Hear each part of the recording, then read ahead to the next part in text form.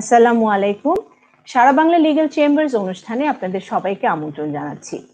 COVID-19 এই বৈশ্বিক মহামারীতে আমরা যাদেরকে হারিয়েছি এবং ফ্রন্টলাইনারদের সবার প্রতি দোয়া, শ্রদ্ধা, শুভকামনা আর কৃতজ্ঞতা জানিয়ে শুরু করছি আমাদের আজকের অনুষ্ঠান। এই দুঃসময়ে বিজ্ঞ আইনজীবীদের চেম্বারে গিয়ে আইন সেবা নেওয়াটাও অনেকের জন্যই এখনো সহজ নয়, আর সে কথা চিন্তা করেই আমাদের এই আয়োজন। আমরা আছি আপনাদের পাশে, আমরা আছি আইনি পরামর্শ দেওয়ার জন্য। প্রিয় দর্শক, সারা পৃথিবীতে যখন চলছে অস্থিরতা, তখন পৃথিবীর শান্তিপূর্ণ দেশের প্রতিনিধিত্ব করছে যে দেশগুলো, তার অন্যতম হচ্ছে অস্ট্রেলিয়া।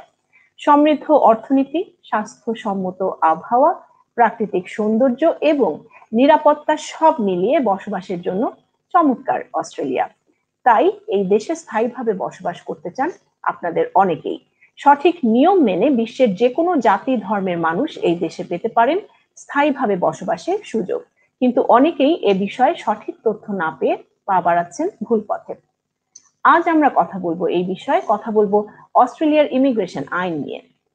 আমাদের সাথে আলোচক হিসেবে আজকে থাকবেন barrister Rahima Haque, advocate, Bangladesh supreme court, প্রতিষ্ঠাতা আইন সেবা, এবং barrister Farzana Mannan, chief immigration consultant for Australia, Ain Seba এবং paralegal consultant, Miss Haque and associates, Australia. আপনাদেরকে স্বাগত জানাচ্ছি। আপনাদের ব্যস্ততার ভেতর থেকেও আপনারা সময় বের করে আজকে আমাদের সাথে স্টুডিও যুক্ত হয়েছেন, সেজন্য আপনাদেরকে অসংখ্য ধন্যবাদ। প্রথমেই আমি আসলে চলে যেতে চাই ব্যারিস্টার ফারজানা মান্নান আপনার কাছে। আপনি যদি প্রথমে আমাদের দর্শকদেরকে অল্প করে একটু সংক্ষেপে আমাদেরকে বুঝিয়ে বলেন যে অস্ট্রেলিয়ায় স্থায়ীভাবে বসবাস করতে চাইলে একজন যখন অ্যাপ্লাই করতে চায় তখন কোন কোন বিষয়গুলো খেয়াল রাখতে হবে বা এর নিয়মগুলো কি কি? আসসালামু আলাইকুম আপু, thank you for the question. আপনার এখানে যদি আপনার পার্মানেন্ট রেসিডেন্সি পেতে চান, এটা আপনি অনেক ডিফারেন্ট ভাবে যেতে পারবেন। সো আপনি ডাইরেক্ট পার্মানেন্ট রেসিডেন্সি পেতে হলে আপনি যাবেন হলো আপনার স্কিলড ইন্ডিপেন্ডেন্ট স্কিম, যেটা হলো পয়েন্ট বেস স্কিম। এটাতে যদি আপনার কিছু অকুপেশনাল লিস্ট আছে, so there is short term occupational list, medium and long term occupational list আর রিজনাল অকুপেশনাল লিস্ট। এই লিস্টগুলোতে যদি আপনার অকুপেশন অ্যান্ড আপনার স্টাডিজটা লিস্টেড থাকে অ্যান্ড আপনি যদি এলিজিবল থাকেন সাব ক্লাস 189 এর জন্য, তখন আপনি ডাইরেক্টলি আপনার স্কিলটাকে অ্যাসেস করে আপনি ইনভিটেশনের জন্য ওয়েট করবেন। আর ইনভিটেশন যদি আপনি পেয়ে যান, দেন আপনি অ্যাপ্লাই করলে আপনি পিআর গ্রান্টেড হবে। এখন পিআর জিনিসটা অস্ট্রেলিয়াতে পিআর পাওয়াটার ডাইরেক্ট এন্ট্রিটা খুবই কম। সো আপনি সবসময় চিন্তা করবেন যে আপনার লং টার্ম প্ল্যান যদি পিআর হয়ে থাকে, আপনি পিআর এনিওয়ে পেতে পারবেন। আপনি through if you come by student visa, তারপরে পরবর্তী স্টুডেন্ট ভিসাতে আপনি যা পড়াশোনা করছেন, এই পড়াশোনাটা যদি আপনার স্কিলড অকুপেশন লিস্টে চলে আসে, then you can apply for skilled occupation লিস্টের কোনো একটা ক্রাইটেরিয়ার উপরে, সাব ক্লাসের উপরে। সিমিলারলি আপনি বিজনেস মাইগ্রেশনও করতে পারেন যদি পিআর পেতে চান। বিজনেস মাইগ্রেশনের আন্ডারে অনেক স্কিম আছে। এই স্কিমগুলাও আপনি অ্যাপ্লাই করতে চান। ডিফারেন্ট স্কিমে ডিফারেন্ট অ্যামাউন্ট অফ মানি আপনার ইনভেস্ট করতে হয় বিজনেস খোলার জন্য। এটার জন্য আপনি ফার্স্ট 4 ইয়ার্স আপনি টিআর হিসাবে থাকতে হবে, but it's a way of getting PR. So আপনার পিআর এর পদ্ধতি ডাইরেক্ট না হলেও আপনি ইনডাইরেক্টলি অনেকভাবে পিআর পেতে পারেন।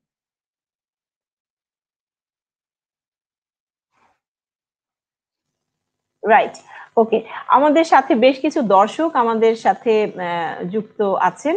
তো আমি রাফিউল আলম চৌধুরী একজন দর্শক আছেন, আমি তাকে স্টুডিওতে যদি যুক্ত করে নেই। জি রাফিউল আলম, আপনি আপনার প্রশ্নটি করতে পারেন। জি আসসালামু আলাইকুম। আমার প্রশ্নটি হচ্ছে যে আমি গত বছর কম্পিউটার সায়েন্স থেকে আমার গ্রাজুয়েশন কমপ্লিট করেছি। তো আমি যদি হায়ার স্টাডিজ এর জন্য অস্ট্রেলিয়ায় যেতে চাই, তো আমি কি কি স্টেপস ফলো করতে পারি? আর ওখানে যদি আমি পিআর এর জন্য অ্যাপ্লাই করতে চাই, সেটা কি আমি করতে পারবো? তো সেটার জন্য আমার কি কি ক্রাইটেরিয়া ফিল আপ করতে হবে, ওরকম কি কি প্রসিডিউর ফলো করতে হবে সেটা বলবেন। সো এটা আপনি থ্যাংক ইউ কোয়েশ্চেনের জন্য। খুব সুন্দর একটা কোয়েশ্চেন। আপনি দুইটা ডিফারেন্ট কোয়েশ্চেন করেছেন, একটা হলো হায়ার স্টাডিজ আর একটা হলো এটা কি পাথওয়ে টু পিআর হবে নাকি। সো আমি সবসময় আমার ক্লায়েন্টদেরকে বলি যে আপনি লং টার্ম চিন্তা করে রাখবেন সবসময়। আপনার লং টার্ম চিন্তা যদি পিআর হয়ে থাকে একটা ডিফারেন্ট পাথওয়ে, আর আপনার লং টার্ম চিন্তা যদি শুধুমাত্র পড়াশোনা, ভালো পড়াশোনা করবেন, দ্যাটস আ ডিফারেন্ট পাথওয়ে। তো আপনি যদি ভালো পড়াশোনা করতে চান দেন ডেফিনেটলি আপনি স্টুডেন্ট ভিসা করবেন। হায়ার স্টাডিজ এর জন্য আপনি স্টুডেন্ট ভিসা, এটা হলো সাব ক্লাস 500। এটার জন্য আপনার কি কি লাগবে? এটার জন্য আপনার লাগবে হলো কোনো একটা ইউনিভার্সিটি। এখন ইউনিভার্সিটি, সব ইউনিভার্সিটি বা কলেজ অ্যাপ্লাই করলে হবে না। আপনার দেখতে হবে যে কমনওয়েলথ রেজিস্ট্রির মধ্যে যে ইউনিভার্সিটি গুলা ইনক্লুডেড, ওই ইউনিভার্সিটিতে আপনি অ্যাপ্লাই করেছেন নাকি। অ্যাপ্লাই করে আপনি অফার লেটারটা নেবেন। অফার লেটারটা নেওয়ার পরে আপনি দেখবেন আপনার আইএলস রিকোয়ারমেন্ট কি। ডিফারেন্ট সাবজেক্টের ডিফারেন্ট আইএলস রিকোয়ারমেন্ট। এখন আপনি দেখবেন কিন্তু স্টুডেন্ট ভিসার জন্য আইএলস রিকোয়ারমেন্ট একটা হলো সাবজেক্টের জন্য একটা আইএলস রিকোয়ারমেন্ট থাকে, তারপরে পরবর্তী অ্যাপ্লাই করার সময় ভিসার জন্য একটা আইএলস রিকোয়ারমেন্ট থাকে। ভিসার জন্য কিন্তু একটা মিনিমাম, দ্যাটস 5.5। বাট আপনার যদি কোনো সাবজেক্ট ইউনিভার্সিটি কোনো স্পেসিফাই করে থাকে যে না আপনি কম্পিউটার সায়েন্সে 7 পেতে হবে ওভারঅল আইএলস অর টোফেল এর মধ্যে স্পেসিফিক দেন আপনার ওটাও ফুলফিল করতে হবে। সো ফার্স্ট হলো আপনার ইউনিভার্সিটি অফার লেটার, সেকেন্ড আপনি আইএলস, থার্ড আপনি যেটা হলো আপনার এখানে আসলে আপনি একটা ওভারসিজ হেলথ ইন্স্যুরেন্স করতে হবে, প্রাইভেট হেলথ ইন্স্যুরেন্স। সো এই প্রাইভেট ইন্স্যুরেন্সটা আপনার সিকিউর করে রাখতে হবে, আপনার দেখাতে হবে যে আপনি এটা করতে রাজি। এন্ড আপনার ফান্ডিং, এন্ড ফোর্থ আপনার ফান্ডিং, যেটা আপনার দেখাতে হবে যে আপনি 12 মান্থস এখানে এসে আপনি নিজেকে ফান্ড করতে পারবেন উইথ, ইভেন দো আপনাকে ওয়ার্ক করতে দিবে। ফর স্টুডেন্ট ভিসাতে মোস্টলি আপনার উইকলি 20 আওয়ার্স ওয়ার্ক করতে দেয়, that's the only maximum amount. But আপনার 12 মান্থস ফুল কস্ট আপনি বেয়ার করতে পারবেন, এটা আপনার ব্যাংকে থাকবে। So this is student visa criteria. আর একটা খুব মেইন জিনিস যেটা অনেক মানুষ মিস করে, সরি, এটা হলো আপনার যখন ডকুমেন্ট লিস্ট আছে এখানে আপনার একটা এসে লিখতে হয়, গ্রাজুয়েট টেম্পোরারি এন্ট্রি এসে এটাকে বলে, জিটিই। এই এসেতে আপনার দেখাতে হবে যে আপনি টেম্পোরারিলি আপনি আসতে চাচ্ছেন, আপনি you don't want to stay there permanently, আপনি টেম্পোরারিলি আসতে চাচ্ছেন। এন্ড আপনি কিভাবে কি কি ক্রাইটেরিয়া দিয়ে এসে আপনি ওই এসেতে আপনি ফুলফিল করবেন যে আমি বাংলাদেশে কাজ করতে চাচ্ছি, আমি ফিরে যেতে চাচ্ছি, এই ইয়েগুলা আপনার দেখাতে হবে। So that's the student visa. Sorry. One more question. So আরেকটা হলো আপনার পিআর পেতে হলে কি করতে হবে। এটা খুবই একটা এক্সটেন্ডেড একটা আর আপনার সাবজেক্টটা খুব ভালো, কম্পিউটার সায়েন্স। আমি এখন বলতে পারবো না পরবর্তী 2022-তে অকুপেশন লিস্টের মধ্যে কম্পিউটার সায়েন্স থাকবে কি থাকবে না, বাট 2021 যেটা জানুয়ারি লিস্ট বের করা হয়েছে বাই দ্য গভর্নমেন্ট, ওইখানে আপনার কম্পিউটার সায়েন্স ডেফিনেটলি আছে, and computer science related software engineering, many more occupations অনেক আছে। So there is chance of skilled migration আপনি যদি এই সাবজেক্টটা ফলো করেন।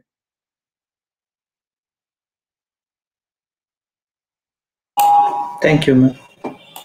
আচ্ছা, অসংখ্য ধন্যবাদ। আশা করি রাফিউল আপনার যে জিজ্ঞাসা যেগুলো ছিল, যে কোয়েরিজ ছিল, আপনি সেটা আমাদের আজকের আলোচকের কাছ থেকে জানতে পেরেছেন। আমাদের সাথে থাকার জন্য ধন্যবাদ। আমি ব্যারিস্টার রহিমা আপনার কাছে একটু যেতে চাচ্ছিলাম যে আপনি তো আসলে আপনাদের যে ফার্ম থেকে এখানে বাংলাদেশ থেকে যারা অ্যাপ্লাই করবে তাদেরকে আপনারা ওই মানে সাহায্যটা করছেন, how to apply or applications fill আপের ব্যাপারে, বা কিভাবে আসলে আপনারা সাহায্য করছেন যারা অস্ট্রেলিয়া যেতে চায়। ব্যারিস্টার ফারজানা মান্নান তো অস্ট্রেলিয়াতেই আছেন, আপনারা ঢাকা থেকে কিভাবে সাপোর্টটা দিচ্ছেন যারা যেতে চাচ্ছে অস্ট্রেলিয়া, আপনি যদি সেভাবে কিছু বলেন সেটার উপর। Okay, first of all thank you very much for inviting me, আমাকে যে এখানে আজকে ইনভাইট করা হয়েছে। আমি যদি প্রথমেই একটু বলে নেই যে আইন সেবা আসলে এভাবে স্টেপটা কেন নিল। আমাদের এখানে দেখা যাচ্ছে যে আমরা প্রথমে কিন্তু স্টুডেন্ট ভিসা হোক, মাইগ্রেন্ট হোক, এখান থেকে এক ধরনের এজেন্ট নিয়ে যাই। ওখানে যাওয়ার পরে কিন্তু আমরা অনেক ধরনের ডিফিকাল্টিস ফেস করি, এবং ওখানে যেয়ে কিন্তু আমাদেরকে আবার লয়ার হায়ার করতে হয়। সো ব্যারিস্টার ফারজানা মান্নান এবং আমি মিলে আমরা ঠিক করেছি যে ওরা যেন টাইমটাকে কিল না করে, হ্যারাস না হয়, সেই জন্য সে একটা প্ল্যাটফর্ম ইউজ করবে, দেশে থাকুক অথবা অস্ট্রেলিয়া থাকুক, যেখানেই থাকুক একটা ইনস্টিটিউশনের মাধ্যমে সে সবকিছু পাবে। So it's a one stop solution. এখন কথা হচ্ছে যে আমরা কিভাবে সার্ভিসটাকে প্রোভাইড করব। সার্ভিসটা আমরা প্রোভাইড করব, সে যখন এখানে থাকবে, বাংলাদেশ থেকে যাবে, তার সমস্ত ইনফরমেশন আমরা এখানে তাকে দিব, তার ফর্ম ফিল আপ থেকে শুরু করে তার সমস্ত সার্ভিস আমরা এখান থেকে তাকে দিব। Even we are also taking responsibility, সে ওখানে যেও যেন কোনোভাবে হ্যারাস না হয়, তার কোনো টেনশন না করতে হয়, কোনো লিগাল প্রবলেম ফেস না করতে হয়। সো সে ওখানেও যে ব্যারিস্টার ফারজানা মান্নানের সাথে সেই সবকিছু নিয়ে আলোচনা করে তার প্রবলেম গুলো জেনে নিবে, তার সলিউশনটা পেয়ে যাবে। ইনফ্যাক্ট আমরা এখানেও জুম এবং ওয়েবনিয়ারের মাধ্যমে 1-to-1 সেশন দিয়ে থাকবো, যেখান থেকে তারা অ্যাকচুয়ালি ব্যারিস্টার ফারজানা মান্নানের সাথেও আলোচনা করে এখান থেকে জানতে পারবে সবকিছু। সো এভাবে আমরা এখান থেকে এবং ওখান থেকে দুই জায়গা থেকে তাদেরকে হেল্প করব। আপনার সাপোর্টটা দিচ্ছেন, এক্সিলেন্ট। রাইট, আমাদের সাথে আরেকজন ভিউয়ার আছেন, আমি যদি ওনাকে এখন ডেকে নেই স্টুডিওতে। আমাদের সাথে আছেন ডান্স আর্টিস্ট সনি চৌধুরী। জি সনি চৌধুরী, আপনাকে আমাদের সাথে যুক্ত হওয়ার জন্য ধন্যবাদ জানাচ্ছি। আপনি আপনার প্রশ্নটি করতে পারেন ব্যারিস্টার ফারজানা মান্নানের কাছে। থ্যাংক ইউ উর্ফাত আপু। সবাইকে আসসালামু আলাইকুম। আমি সনি চৌধুরী, একজন নৃত্যশিল্পী। আমার বয়স এখন 32 চলছে। আমি যদি অস্ট্রেলিয়াতে স্থায়ীভাবে বসবাস করতে চাই, তাহলে আমার জন্য কি কি সুযোগ সুবিধা আছে, এবং আমি কিভাবে আমি অস্ট্রেলিয়াতে যেতে পারি, এবং ওখানে যাওয়ার পর আমার কি কি পদক্ষেপগুলো আছে, এগুলো সম্পর্কে বললে ভালো হতো। এখন আপনি হলেন নৃত্যশিল্পী, সো এটা পড়বে হলো should I say dancer category, আর মেবি কোরিওগ্রাফার বলতে পারি। এটা কি কোরিওগ্রাফি বলতে পারি?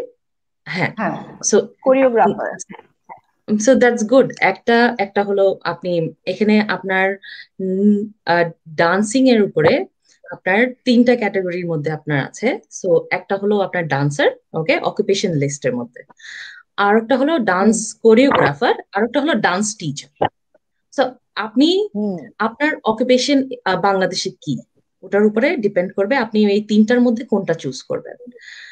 3টার মধ্যে যেটা চুজ করবেন আপনার জন্য কিন্তু ডাইরেক্ট পিআর, যেটা হলো ফারজানা, একটু যদি আমি জিজ্ঞেস করি, মানে আমি যতটুকু জানি সনি চৌধুরী একই সাথে যেমন নৃত্যশিল্পী তেমনি কোরিওগ্রাফারও এবং ডান্স টিচারও। সো 3টা ক্যাটাগরি থেকে 3টার কম্বিনেশনও তো উনি অ্যাপ্লাই করতে পারেন, নাকি যে কোনো একটা বেছে নিতে হবে? ইটস বেস্ট একটা বেছে নেওয়া, কেন কি 3টা ডিফারেন্টের জন্য কিন্তু সেম ভিসা আমি সাব ক্লাস দেখছি না। একটা সেম সাব ক্লাস দেখছি হলো ওটা হলো টেম্পোরারি স্ট্রিম, টেম্পোরারি স্ট্রিম।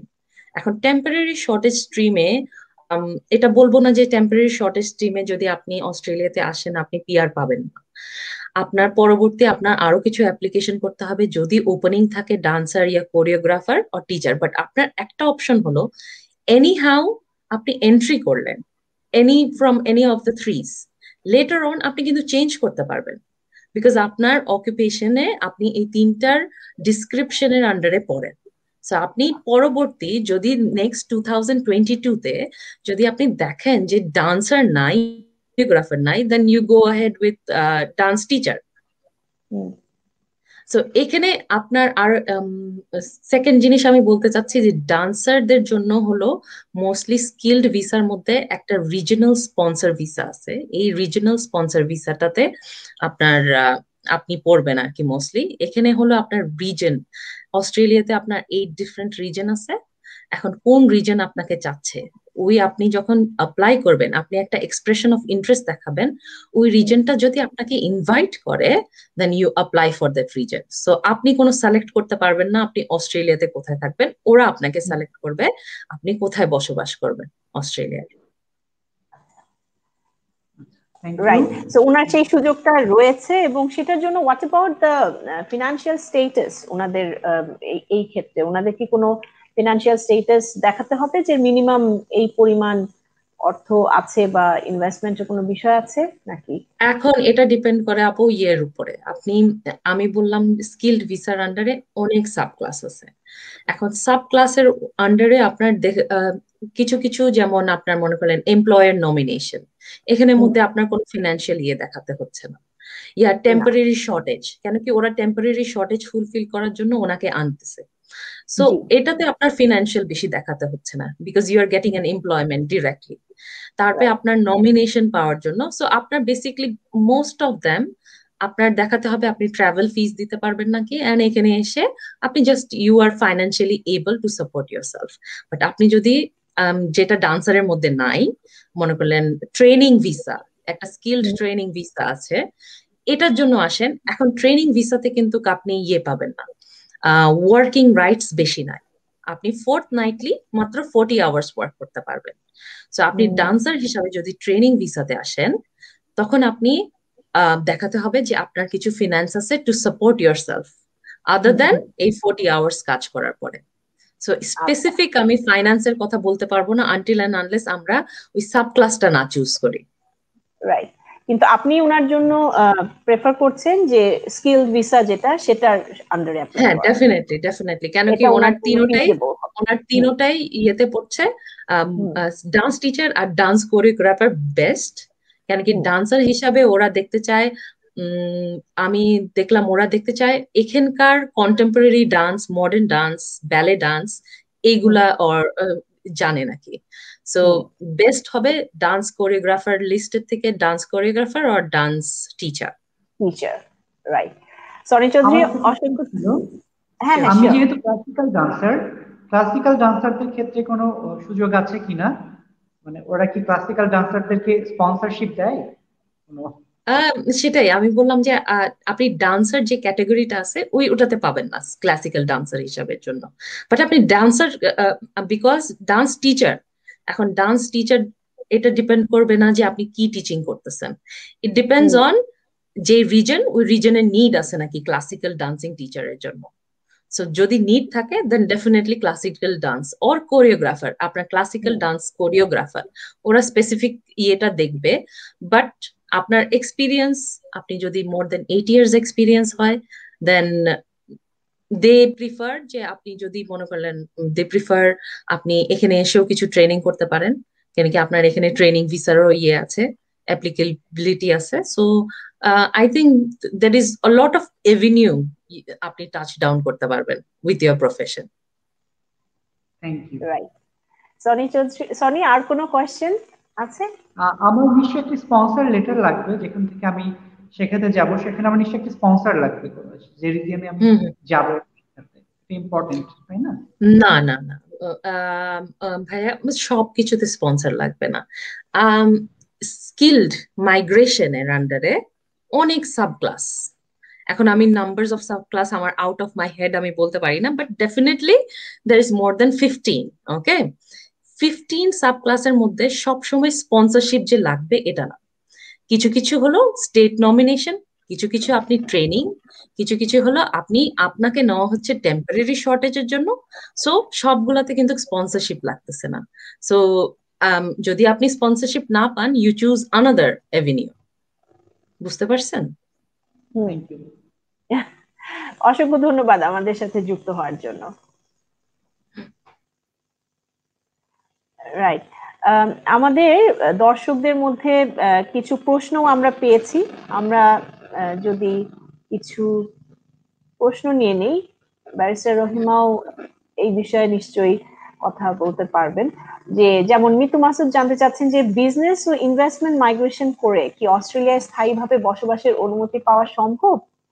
উচ্চশিক্ষার সনদের কি প্রয়োজন রয়েছে? কে বলবেন প্রথমে? I think yes Farzana Mannan can deal with it. এইটা উনি আরো ভালো বলতে পারবেন যেহেতু এটা বিজনেস মাইগ্রেন্ট, সো ওখানে অ্যাকচুয়ালি বিজনেসটা কি কি ধরনের আছে, কোনটাতে স্কোপ হ্যাঁ। ভালো হবে, সো আপনি এইটা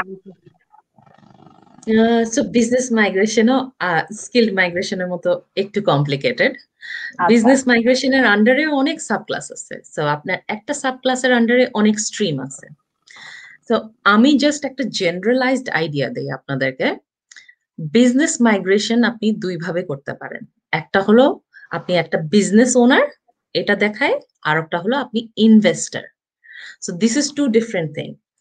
বিজনেস ওনার্স আর ইনভেস্টর আপনার বিজনেস ইনোভেশন স্ট্রিম যেটা আছে এটার মধ্যেও কিন্তু point based.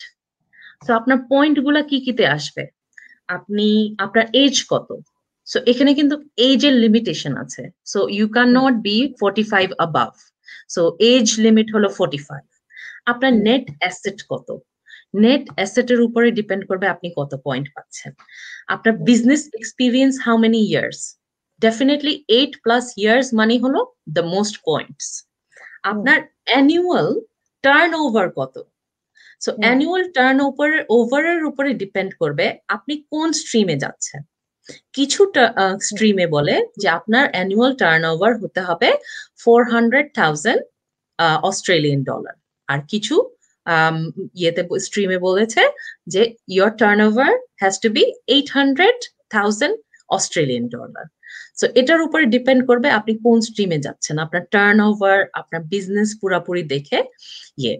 And there are other ways as well যেটাতে পয়েন্ট বেসড না, এটা হলো ইনভেস্টমেন্ট বেসড। আপনি কতটুকু ইনভেস্টমেন্ট করতে চান, আপনার ইন্টেনশন যে আপনি অস্ট্রেলিয়াতে ইনভেস্টমেন্ট করবেন। সো ইনভেস্টমেন্টের লোয়েস্ট স্ট্রিমটা আমি বলি হলো 1.5 মিলিয়ন। সো এটা দিয়ে স্টার্ট হলো, ওকে, 1.5 মিলিয়ন। আর আপনার নেট অ্যাসেটের মধ্যে আপনার আর আপনার ওয়াইফের অ্যাসেট 2 মিলিয়ন। সো এটা হলো মিনিমাম। আর ম্যাক্সিমাম স্ট্রিম আর একটা স্ট্রিম আছে যেটার মধ্যে ম্যাক্সিমাম 15 মিলিয়ন আপনি ইনভেস্ট করতে চাচ্ছেন, এটা দেখাবেন।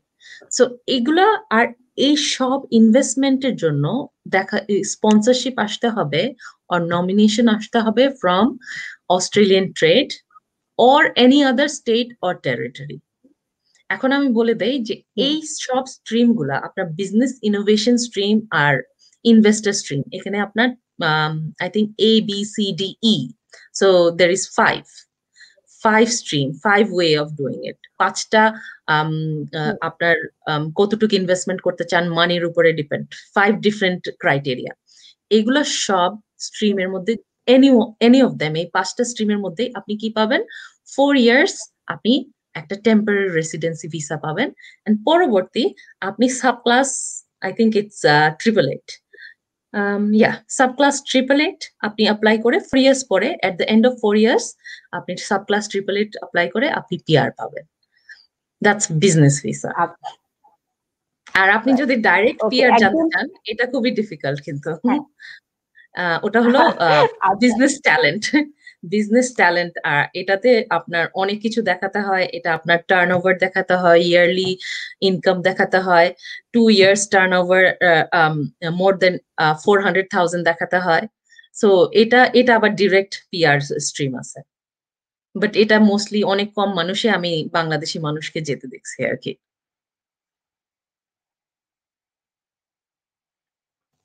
আচ্ছা, ওকে।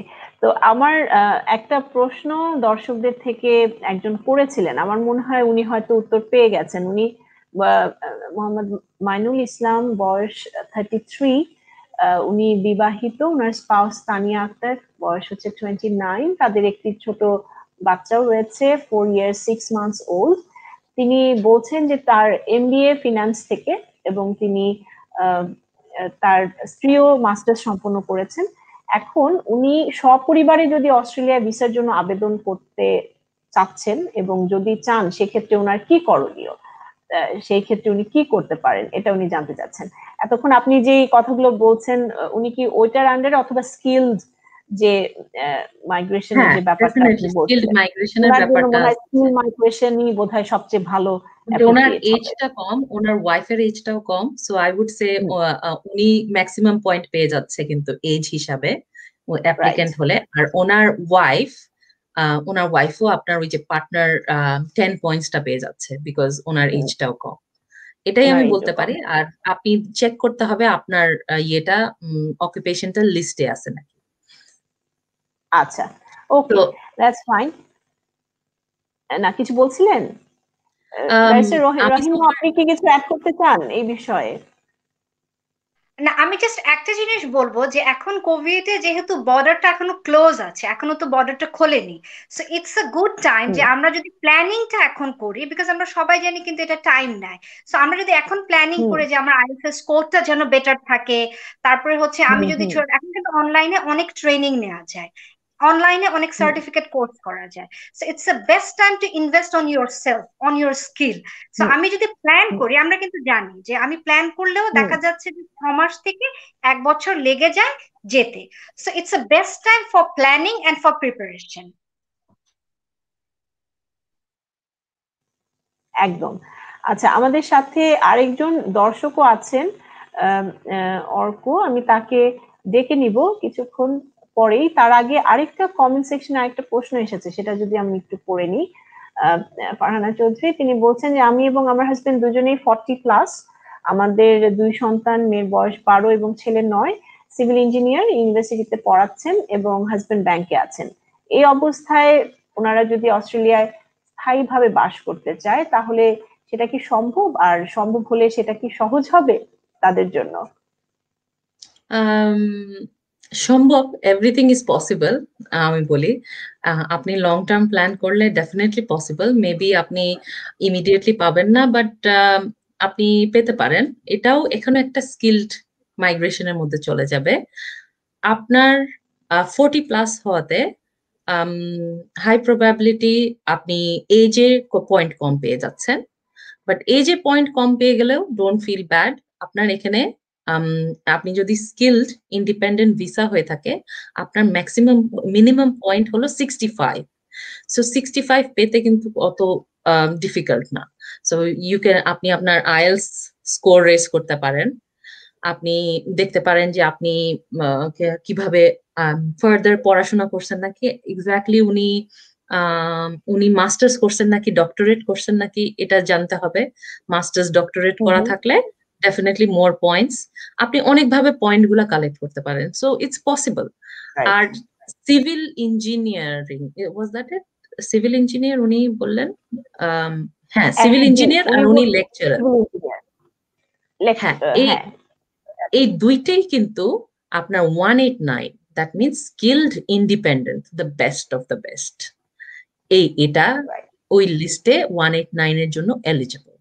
189 কেন আমি বেস্ট অফ দ্য বেস্ট বলি? বিকজ এটা হলো it's a direct way of getting PR.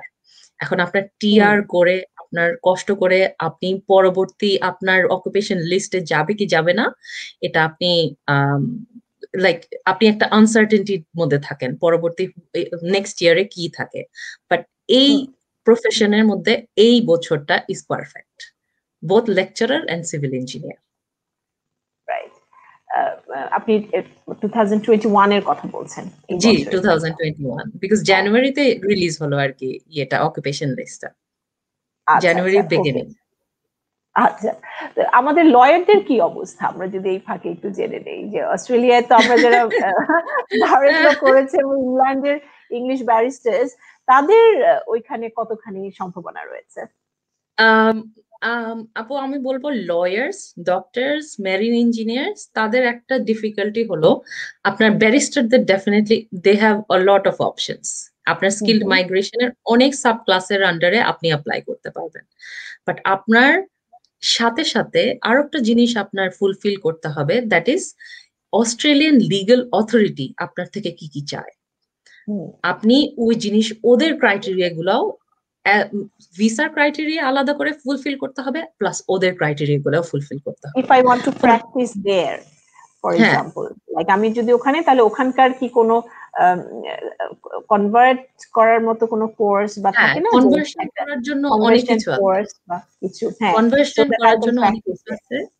জি, আপনাকে অনেক কিছু অনেক সাবজেক্ট কমিয়ে দিবে। সো আপনি বেসিক্যালি যেটা আমি করেছি, like right. they will give you couple of subjects to finish and barrister যেটা সলিসিটরের জন্য, আর ব্যারিস্টারের জন্য হলো দুইটা এক্সাম। সো দুইটা এক্সাম হবে, যে সিভিল প্রসিজার, ক্রিমিনাল প্রসিজার, না সরি তিনটা exam, civil procedure, criminal procedure আর এভিডেন্স। এই তিনটা পরীক্ষা আপনি যদি দিতে পারেন then barrister, and plus barrister আর সলিসিটরের জন্য অনেক high IELTS requirement. So high IELTS রিকোয়ারমেন্টের মধ্যে হলো রাইটিং এ 8 পাওয়া একদম উচিত।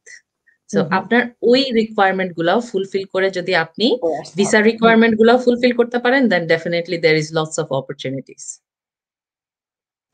রাইট। আর বাকিদের যে যারা আসছিলেন তাদেরও তো তাহলে আইএলস দিতে হচ্ছেই, রাইট? ওখানে যাওয়ার জন্য হ্যাঁ, ডেফিনেটলি আইএলস দিতে হচ্ছে। ইভেন দো আমরা লন্ডনে ইউকে তে পড়াশোনা করছি তবু আইএলস দিতে হচ্ছে। এবং সেই ক্ষেত্রে রিকোয়ারমেন্টটা কিরকম থাকে তাদের জন্য আদার দেন লয়ার্স? এটা ডিপেন্ড করে। ফর এক্সাম্পল আমি বলতে পারবো আছে মিনিমাম 6, আমি ধরবো 6, বাট মনে করলেন আপনি দের ইজ কুকস, ওনাদের জন্য 5.5। So that the standard English পারছে, বাট আপনার ডিফারেন্ট সাবজেক্টের উপরে ডিফারেন্ট একটা মিনিমাম রিকোয়ারমেন্ট আছে আর কি। আচ্ছা, রাইট। এবং এই বিষয়ে ব্যারিস্টার রহিমা যেটা বলছিলেন যে শি রাইটলি আমার মনে হয় অ্যাড্রেস করেছেন ওই ব্যাপারটা, যে এই কোভিড এর মধ্যে আসলে নিজেকে প্রিপেয়ার করার তো ব্যাপার আছে। সেই ক্ষেত্রে অ্যাপ্লাই করলে যদি আপনাকে আইএলটিএস ও বসতে হয়, তাই না ব্যারিস্টার রহিমা? কি বলছিলেন আপনিও? সেটাই বলতে চাচ্ছিলাম যে আমি যদি ওখানে স্কিলড ওয়েতে কোনো জব করতে চাই তাহলে কিন্তু আমাকে ফ্লুয়েন্ট হতে হবে। সো আমি যদি মনে করি যে I want to work as a solicitor বা ব্যারিস্টার হিসেবে কাজ করতে চাই, আমার কিন্তু ইংলিশ ফ্লুয়েন্ট হতে হবে।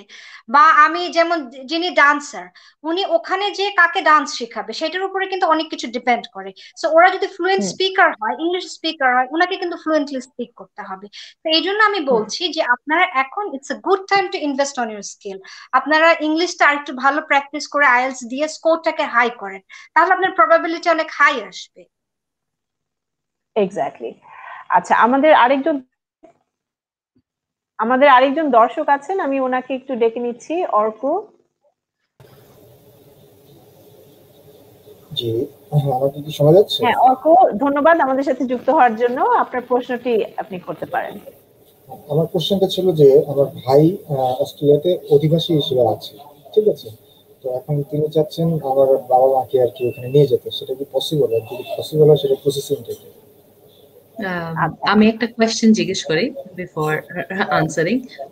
অধিবাসী উনি কি পিআর, সিটিজেন অর জাস্ট কোনো?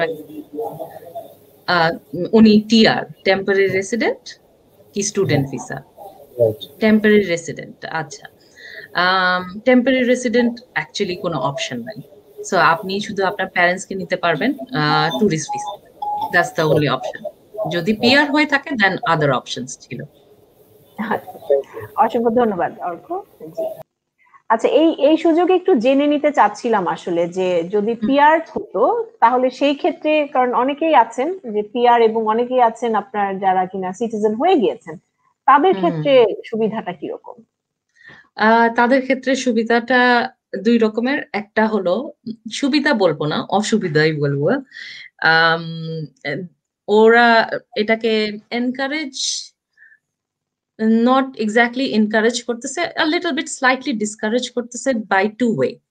একটা হলো ফার্স্ট ভিসাতে যেখানে আপনার কোনো কন্ট্রিবিউশন করতে হয় না, উইদাউট কন্ট্রিবিউশন আপনি আপনার প্যারেন্টসকে নিয়ে আসতে পারবেন পিআর এর জন্য।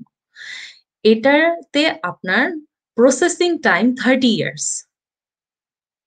সো 30 ইয়ার্স হলো প্রসেসিং টাইম, এটা একটা ধরন। আর যেখানে আপনার কন্ট্রিবিউশনটা করতে হয়, কন্ট্রিবিউশন করতে হবে পার প্যারেন্টের জন্য মোর দেন $47,000। সো পার প্যারেন্টের জন্য আপনি $47,000 যদি আপনি পে করতে পারেন দেন উইদিন 2 to 3 ইয়ার্স আপনি আপনার প্যারেন্টসকে নিয়ে যেতে পারবেন, and he will get a PR eventually. আর এটার জন্য আপনার চিন্তা করতে হবে যে আপনার প্যারেন্টস এলিজিবল নাকি, আপনার প্যারেন্টস কখন এলিজিবল হবে। এলিজিবল হবে first of all, is there 50% ওনাদের 50% অফ সন্তান 50% অর অ্যাবাভ তারা কি অস্ট্রেলিয়াতে বসবাস করে নাকি। 50% এর নিচে হলে ডেফিনেটলি অ্যাপ্লিকেশন করতে পারবে না। তারপরে ওনার লাগবে হলো অ্যাসিওরেন্স অফ সাপোর্ট। কে দিবে assurance of support? Financial support. Assurance of support শুধুমাত্র ফ্যামিলি মেম্বার, শুধুমাত্র ছেলে মেয়েরাই দিতে হবে বলে কথা নাই, রিলেটিভসরাও দিতে পারে, কোনো কর্পোরেশন অর্গানাইজেশনও দিতে পারে। অ্যান্ড আপনার অ্যাসিওরেন্স অফ সাপোর্ট একটা সিঙ্গেল পার্সনের দিতে হবে না, আপনার it can be more than 1 person to maximum 3 people assurance of support. তারপরে হলো ওনার character and health requirement. So আপনার বিভিন্ন ডকুমেন্টস জমা করতে হবে, আপনি সবকিছু মিলিয়ে দেন ওনাকে mostly the most important is that $47,000 contribution. এটা হলে আপনি আপনার প্যারেন্টকে ইজিলি আপনি এখানে পিআর করে নিয়ে আসতে পারবেন, বিকজ দ্য 30 ইয়ারটা তো এত ইয়ে না। 30 ইয়ার্স যেটা অ্যাপ্লিকেশন প্রসেস করতে লাগে ওটা একটু ডিফিকাল্ট হয়ে যায়। রাইট। আচ্ছা, আরেকটা প্রশ্ন আমরা পেয়েছি দর্শকদের থেকে। তিনি বলছেন যে আমার পার্টনার অস্ট্রেলিয়ার নাগরিক, আমরা সোশ্যাল মিডিয়ার মাধ্যমে যোগাযোগ করি এবং আমরা এখন বিয়ে করতে চাই। তো এখন আমার পার্টনার করোনার জন্য দেশে আসা নিয়ে দ্বিধায় আছেন, এবং একটু সমস্যাও তো আছে অস্ট্রেলিয়া থেকে আসলে এখন দেশে আসার ব্যাপারে। সো 3 মাসের জন্য যদি আসে সেক্ষেত্রে চাকুরিরও সমস্যা হবে। তো এখন উনাদের করণীয় কি? উনি কি নিজে ভিসা নিয়ে যেতে পারেন? আর স্পাউস ভিসাতে কতদিন সময় লাগে? ওকে, ফার্স্ট অফ অল আমি আনসার করি স্পাউস ভিসাতে আপনার ম্যাক্সিমাম অফ 24 মান্থস বলে। So 24 months maximum, 2 years. But আমি মোস্টলি আমি দেখেছি রিসেন্ট ইয়েগুলা আপনার উইদিন 13-14 মান্থসও হয়েছে। সো এটা ডিপেন্ড করে আপনার অ্যাপ্লিকেশন কিভাবে কে কখন প্রসেস করতেছে, অল দ্য সার্কামস্ট্যান্স। সেকেন্ড, ওনার পার্টনার, এখন পার্টনার ভিসাতে আপনার প্রুফ করতে হবে either you are married or আপনি ডিফ্যাক্টো রিলেশনশিপে আছেন নাকি। এখন Bangladeshi definitely she is not in de facto relationship. De facto রিলেশনশিপে দেখাতে হবে আপনি 2 ইয়ার্স লিভ ইন টুগেদার করছেন। সো আমি ওটা ডিলিট করে দিলাম, ওনার অপশন আর নাই। সো ওনার অপশন হলো, বিকজ কোভিডে এখন সব বন্ধ, ওনার option so far I would think that এখানে কিন্তু বাংলাদেশ যদি টেলিফোনে বিয়ে করা ম্যারেজটাকে ওকে বলে, then Australia is okay with it as well. So উনি যদি টেলিফোনে করে ফেলে, then she can start ওনার স্পাউসাল ভিসা। স্পাউস ভিসা, আর যখন স্পাউস ভিসা উনি যদি চলে আসতে চান তাড়াতাড়ি, as soon as the border opens উনি টুরিস্ট ভিসাতে চলে আসেন, কোনো তো সমস্যা নাই। বাট স্পাউসাল ভিসার আই উড সাজেস্ট স্পাউস ভিসার প্রসেসটা শুরু করে ফেলতে। রাইট। সো তাহলে কি হচ্ছে ব্যাপারটা, যে টুরিস্ট ভিসা নিয়ে উনি চলে যেতে পারছেন, কিন্তু এট দ্য সেম টাইম কি স্পাউস ভিসার জন্য একটা ফাইল ওপেন করছেন, এবং সেটা কি ওখানে থেকে সেটা ওখানে মানে অস্ট্রেলিয়া থেকেই ওই ফাইলটা নিয়ে এগিয়ে যাওয়া সম্ভব? না, ওনার দেশে ফিরে আসতে হবে, ওনার টুরিস্ট ভিসার থেকে শেষ করে দেশে ফিরে আসতে হবে। But I would say the spousal visa as soon as possible, because ফোনে বিয়ে করা এখন পরে প্রোগ্রামও তো করা যায়, রাইট? ফোনে বিয়ে করে অ্যাটলিস্ট প্রসেসটা স্টার্ট করা, because it's a long process. Right. Barrister Rahima, আপনি কিছু বলবেন? জি, উনি জাস্ট আরেকটা হয়তোবা অ্যাড করতে পারেন যে ওনার পার্টনার যে উনি যদি এক্সামশন নিয়ে আসেন, হ্যাঁ, এক্সামশন নিয়ে এসে তারা যদি বিয়ে করে দেন অ্যাপ্লাই করে, সেটাও তারা করতে পারে।